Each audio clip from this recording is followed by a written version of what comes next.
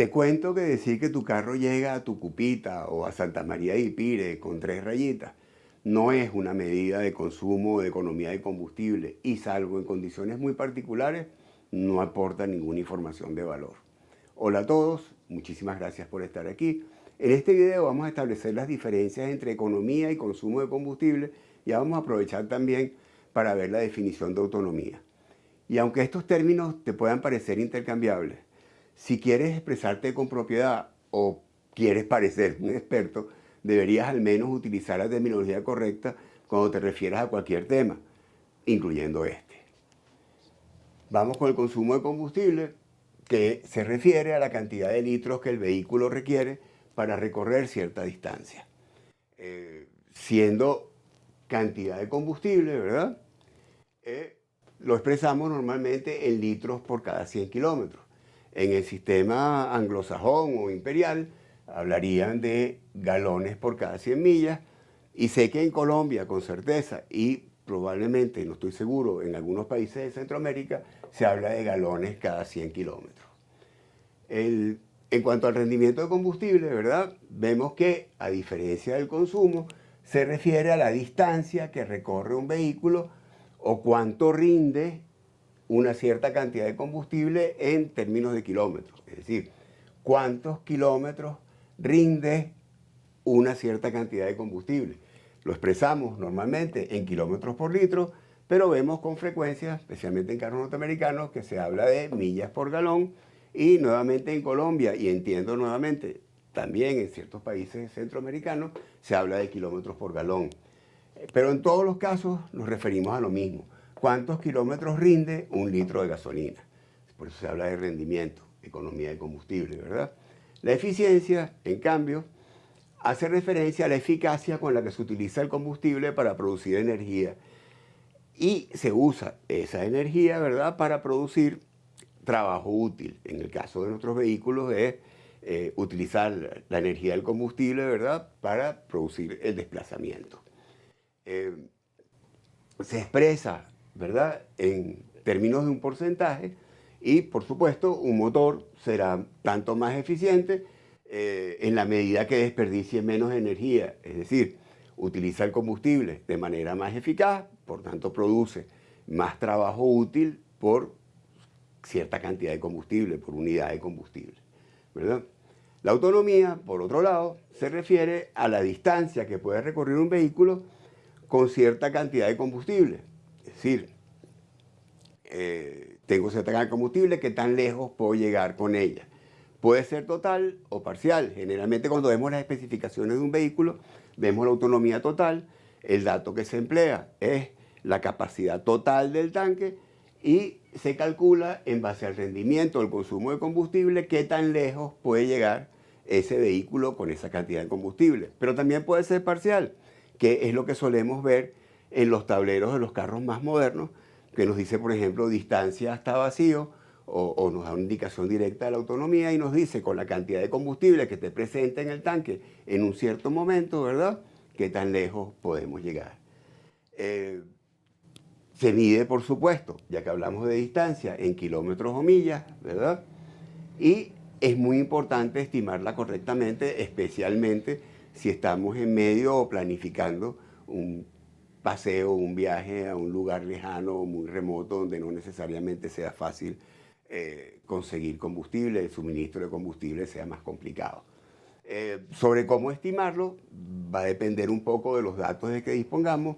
Vemos aquí, por ejemplo, que si disponemos de la capacidad del tanque, ¿verdad?, y sabemos cuánto es el rendimiento o la economía del combustible del carro, bueno, justamente como esto nos indica cuántos kilómetros obtenemos por un litro, basta multiplicar la capacidad del tanque, en este ejemplo 80 litros, por 5 kilómetros por litro, que sería la economía o el rendimiento combustible del vehículo que estamos usando como ejemplo, y se ve que consume bastante, lo que implica que los 80 litros a multiplicar 80 por 5 nos alcanzaría para rodar 400 kilómetros, tendríamos 400 kilómetros de autonomía.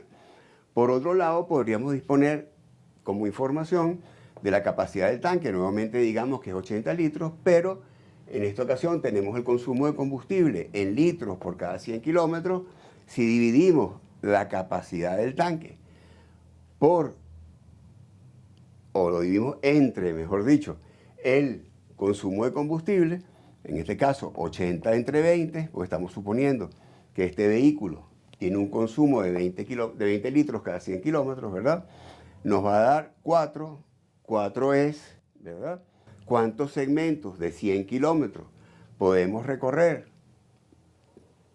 ¿verdad? Con la capacidad de ese tanque, lo multiplicamos por 100 kilómetros y nos da 400 kilómetros de autonomía. Esa es la forma más fácil de calcular la autonomía en ambos casos. Ahora, cada vez que vemos las especificaciones de un carro, tenemos una ficha técnica y vemos que nos habla de un consumo o de repente nos habla de la autonomía, de dónde sale esa data. Generalmente los fabricantes estandarizan cómo se hace y los gobiernos exigen de repente que si esa información se va a suministrar provenga de alguna manera de cálculo confiable, sea válida, y para eso tenemos los ciclos de conducción.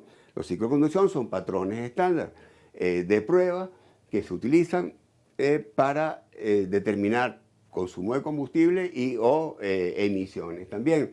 Tiene la particularidad que por ser estándar son repetibles y por tanto es una data, digamos, confiable. Recordemos que emisiones y consumo están muy relacionados entre sí.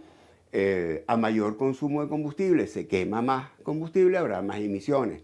Vemos mucho, sobre todo en Europa, cómo se habla de emisiones en términos de gramos de carbón por kilómetro.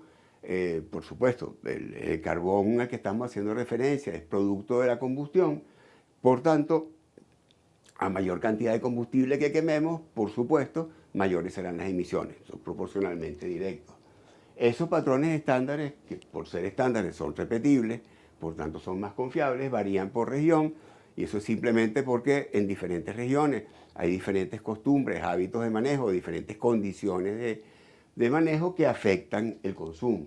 Y son una referencia muy útil para comparar, por ejemplo, a la hora de comprar entre diferentes vehículos, por supuesto, siempre y cuando usemos el mismo ciclo de conducción para hacer la comparación, porque de uno a otro va a haber variaciones, y como referencia de utilidad para escoger un vehículo u otro, tiene muchísimo más valor que lo que pueda decir, no sé, cualquier vecino, cualquier compañero de trabajo basado en observaciones empíricas. Existen, como decíamos, muchos ciclos de conducción que varían por región. Aquí hice una lista quizás de algunos de los más comunes.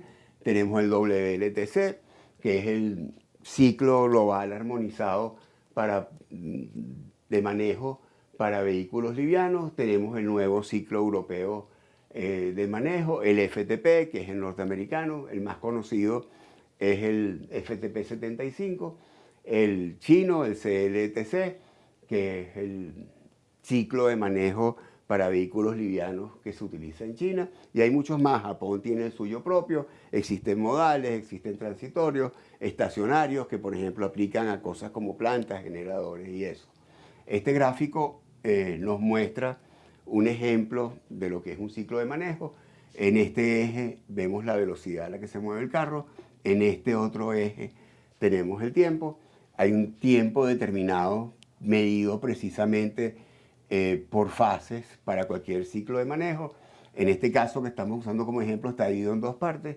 Tenemos el ciclo urbano, que trata de representar las condiciones de manejo dentro de una ciudad, el ciclo extraurbano, que es carretera o autopista, y vemos cómo, por ejemplo, para que se entienda mejor el gráfico, el vehículo arranca, aumenta de velocidad con un patrón perfectamente definido, estabiliza la velocidad, desacelera y se detiene, permanece detenido un periodo de tiempo, vuelve a arrancar, vuelve a acelerar, vuelve a estabilizar a cierta velocidad baja, cambia en el tiempo, ¿verdad?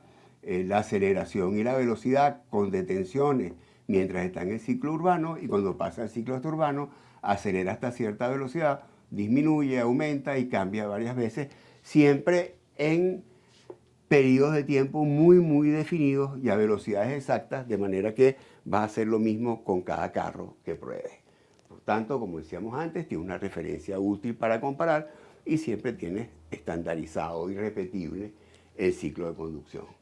Ahora, ¿cómo hacemos para medirlo en la vida real? Por ejemplo, nosotros que tenemos tantísimos años probando carros de diferentes marcas y necesitamos levantar data fidedigna, real, para reportar, por ejemplo, al fabricante del automóvil y ver cómo se comporta en las condiciones de nuestro país. No podemos decir, y no es válido, nuevamente, como decíamos al principio, eso de que no, gasta 2 rayitas desde Caracas hasta Maracay, así que nosotros al iniciar una prueba de de manejo que normalmente dura o toma miles de kilómetros, arrancamos por llenar los tanques de combustible totalmente y esa es nuestra referencia de medición hasta el final de la prueba y tomamos nota de los litros y los kilómetros, ¿verdad?, en cada llenado subsiguiente que se hace hasta que el tanque está lleno nuevamente. Recordemos que es la referencia. Se llena full el tanque en cada ocasión. A partir de ahí, calculamos los kilómetros por litro o los litros cada 100 kilómetros, es decir, calculamos el rendimiento o el consumo de combustible, según sea el caso, y tomamos nota, esto es muy importante, de las condiciones de manejo previas, es decir, en la que se consumió ese tanque. Es diferente el consumo que vamos a ver, por ejemplo, si durante ese tanque se consumió el combustible haciendo pruebas en las montañas, en los Andes, a que si se hizo, por ejemplo, en una autopista en el llano. Y así vamos tomando nota y vamos levantando información valiosa correlacionada con la condición de manejo, lo que nos da una buena idea del consumo real del carro y cómo varía según las condiciones. Si el carro lo calcula, que es muy frecuente, es lo normal en los carros modernos, es decir, lo vemos en el tablero, bien sea en términos de economía de combustible o de consumo de combustible, contrastamos nuestros resultados con los del fabricante y vemos qué tal. En nuestra experiencia, en ninguno de los dos casos es 100% confiable la información. Las computadoras de a bordo de los carros lo que hacen es una estimación generalmente en base al tiempo de inyección y otros parámetros que leen mientras están rodando. Y por otro lado, nuestro método tiene el tema de que no siempre el tanque queda full igual, hay variaciones de repente entre los surtidores, no podemos garantizar que la cantidad de litros que miden todos los surtidores sea igual y hay variaciones en el kilometraje en base a diferentes factores, pero sea como sea, tienes una buena data, una data sólida, una data robusta para tener una estimación bastante precisa de cuánto consume un vehículo. En resumen, entonces, tenemos que el consumo es el combustible usado por unidad de distancia, ¿verdad? Por tanto, lo expresamos en litros cada 100 kilómetros. La economía es la distancia que recorremos por unidad de combustible, es decir, distancia, kilómetros por cada litro o millas por cada galón. La eficiencia, vimos que se refiere, ¿verdad?, al uso eficaz del combustible por parte del motor, por parte del vehículo para producir trabajo útil y lo expresamos como un porcentaje y que la autonomía es la distancia que podemos recorrer con la cantidad de combustible que tengamos disponible. Como siempre, muchísimas gracias por haber tenido la paciencia de llegar hasta aquí. Espero verlos en un próximo video. Chao.